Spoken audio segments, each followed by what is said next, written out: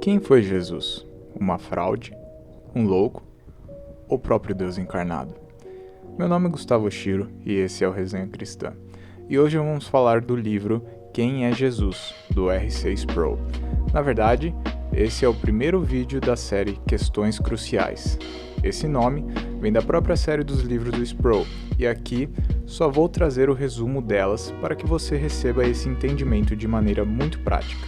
Sabendo disso, vamos começar. Você sabe quem é Jesus? Ou melhor, para você, quem é Jesus? Conforme vem passando os anos, a humanidade sempre buscou entender quem de fato é Jesus. Por exemplo, para os liberais, acharam um Jesus liberal. Para os existencialistas, acharam um herói existencial. Para os marxistas, encontram um revolucionário político. Porém, um grande problema ao tentarmos entender quem foi e quem é Jesus é usarmos nossos próprios moldes para definir ele. E essa foi a grande denúncia do teólogo suíço Emil Brunner contra o liberalismo do século XIX, que o grande problema é a incredulidade. Em suas publicações, ele diz que estudamos dogmática como membros da Igreja, com a consciência que temos uma incumbência dada por ela um serviço a lhe prestar, devido a uma compulsão que pode originar-se somente no seu interior. Pensamento dogmático não é somente pensar sobre a fé, é um pensar crendo.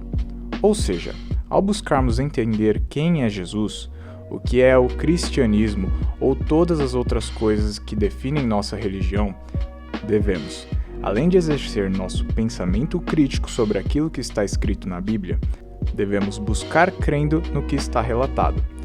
Sem isso, seremos apenas como crianças que cortam e colam pedaços de uma revista buscando enxergar somente aquilo que interessam. E além disso, há muitos ainda que questionam se os relatos da Bíblia são tendenciosos porque se trata apenas de alguns homens que tiveram contato com Jesus, mas não entendem que o relato dos escritores bíblicos foi realmente um relato de história redentora. Era redentora porque eles não escreviam do ponto de vista de historiadores neutros e desinteressados. Era história porque eles insistiam em que o seu testemunho era verdadeiro. E o que vale ainda ressaltar é que é pouco provável que alguém morreria e sofreria por uma mentira, e, dentre todos os apóstolos, somente um morreu de morte natural, sendo os demais julgados à morte por professarem o que viram. Mas quem de fato foi Jesus? O Cristo, Senhor, Rabi, Filho do Homem, Filho de Deus, Filho de Davi, Leão de Judá, a brilhante estrela da manhã, o Alfa e o Ômega, Logos, Advogado, Príncipe da Paz, Filho unigênito do Pai e o Cordeiro sem mancha. Esses são os títulos que Jesus recebe, que se encontram desde o Antigo até o Novo Testamento, que neles encontramos quem é e quem foi de fato Jesus. Ele é o Cristo, ou seja, o ungido, que desceu dos céus, o Filho do Homem das profecias de Daniel, o servo sofredor que desprezaríamos encontrado em Isaías, o Logos, ou seja, o Verbo, a Logia, o conhecimento de tudo que há, o princípio e o fim, e como definição de sua missão, o Salvador, o Cordeiro sem mácula que foi dado como pecador por causa daqueles a quem o Pai o deu. Essas definições, ou melhor, esses títulos de Jesus, já nos dizem quem ele é.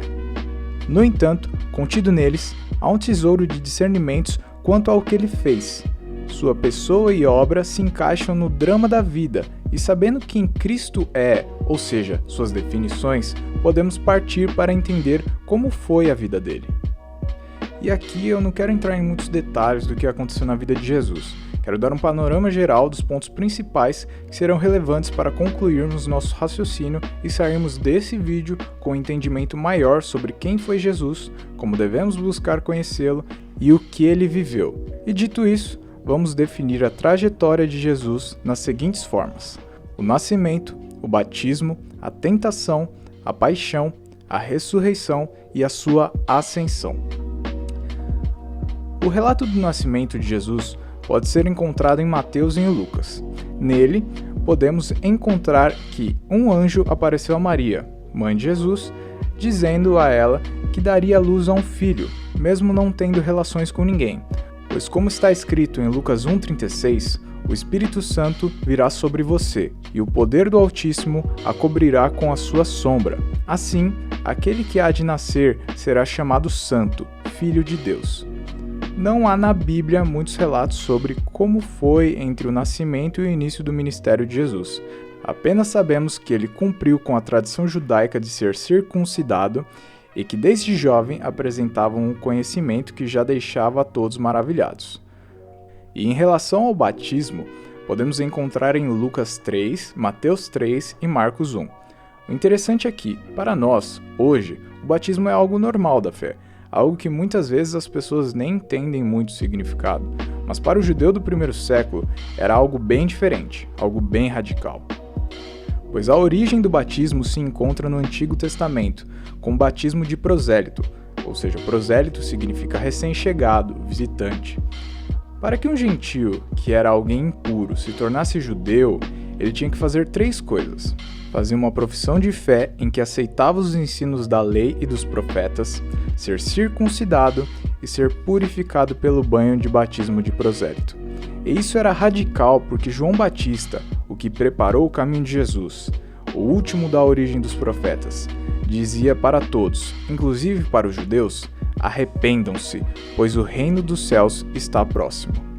Isso para os mestres da lei, ou seja, os fariseus, era muito ofensivo, pois eles eram um povo da linhagem de Abraão, cumpriam os rituais e seguiam aquilo que estava escrito, só que apenas de maneira exterior, não havendo mudança interior. Aliás, se quiser saber mais sobre a linhagem de Abraão, temos um vídeo aqui no canal falando sobre essa aliança que Deus tinha com o seu povo, que está aparecendo no card aqui em cima. Mas voltando ao assunto, por que Jesus quis ser batizado? O batismo de Jesus não somente carregava um sinal da sua identificação com um povo pecador, mas marcava sua consagração, sua unção para a missão que o Pai lhe dera.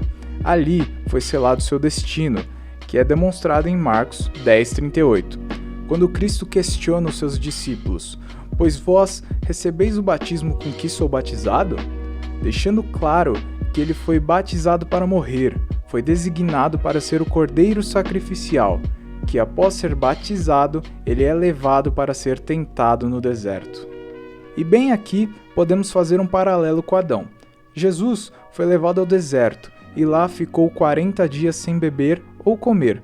Após esse período, Satanás veio a ele e tentou de diversas formas, mas a principal que quero te atentar aqui é a semelhança entre Adão e Jesus. Em ambos os casos, foram eles tentados com alimento e poder. Adão, se comesse da árvore do conhecimento do bem e do mal, seria igual a Deus. Jesus poderia transformar pedras em pão, para que comesse, ou poderia apenas prostrar a Satanás, que ele entregaria tudo a Cristo. Mas onde Adão fracassou, Jesus venceu. Onde Adão comprometeu, Jesus recusou negociar. Onde a confiança de Adão em Deus falhou, Jesus nunca vacilou. O segundo Adão triunfou por si mesmo e por nós. E esse compromisso que Jesus teve de não falhar e de triunfar para nos salvar, nos leva à paixão de Cristo. A sua morte, expiação e abandono por parte do Pai. Paulo relata muito bem o que foi a paixão de Cristo em Gálatas 3,13, dizendo que Cristo nos resgatou da maldição da lei, fazendo-se Ele próprio em maldição, em nosso lugar, porque está escrito: maldito todo aquele que for pendurado em madeiro. De acordo com a Bíblia, maldição é antônimo de bênção, ou seja, um juízo negativo de Deus. Logo, maldição nada mais é que um julgamento de Deus sobre a desobediência, sobre as violações da lei santa, como podemos ver em Deuteronômios 11, 26, 28. Mas por que Cristo teve que morrer? No Antigo Testamento, podemos ver Deus estabelecendo alguns rituais para a purificação do seu povo. Neles, encontramos o dia da expiação. Nesse dia, 2 animais eram envolvidos na cerimônia, um cordeiro e um bode expiatório. O cordeiro era sacrificado para a purificação do povo. No bode, o sacerdote colocava a mão sobre ele, simbolizando as transferências dos pecados da nação, e o enviava para o deserto, para longe do povo. Não por acaso, Jesus tinha sido morto pelas mãos dos gentios fora do arraial. Sua morte aconteceu fora da cidade de Jerusalém. Ele foi levado ao Gólgota. Na cruz, Cristo recebeu todo o pecado do seu povo, assim como o bode expiatório. E nesse momento, Cristo é abandonado por Deus, em um único momento, para que se cumprisse a expiação. Ou seja, sem o abandono, não há maldição. E aqui temos a grande diferença de qualquer outra religião ou pessoa que se declara como divino. A ressurreição. A ressurreição de Jesus é radical no sentido original da palavra. Ela toca a raiz da fé cristã. Sem ela, o cristianismo se torna apenas mais uma religião criada para estimular nossos sensos morais com trivialidades da sabedoria humana.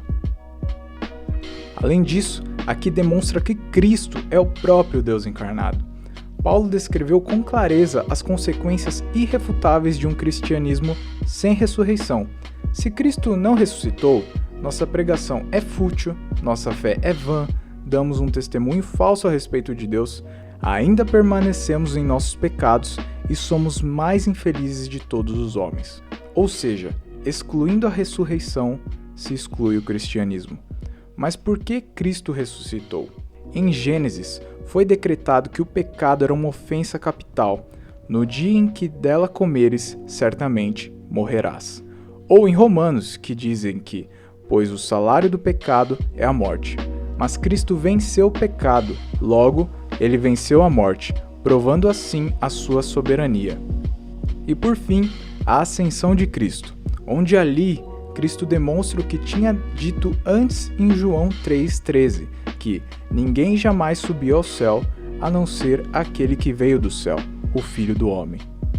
E ali, além de dada a tarefa da grande comissão, foi-nos dada a promessa de que ele voltará e que estará conosco até a consumação do fim dos tempos. E quando ele voltar, julgará a todos. Isso inclui você e eu. E quero finalizar o vídeo questionando: você está preparado para isso? Se você gostou do vídeo, deixe nos comentários sua opinião sobre esse livro. Além disso, se tem alguma ideia, mande um livro que deseja que apareça aqui. E depois disso, deixe seu like, se inscreva no canal e compartilhe com seus amigos.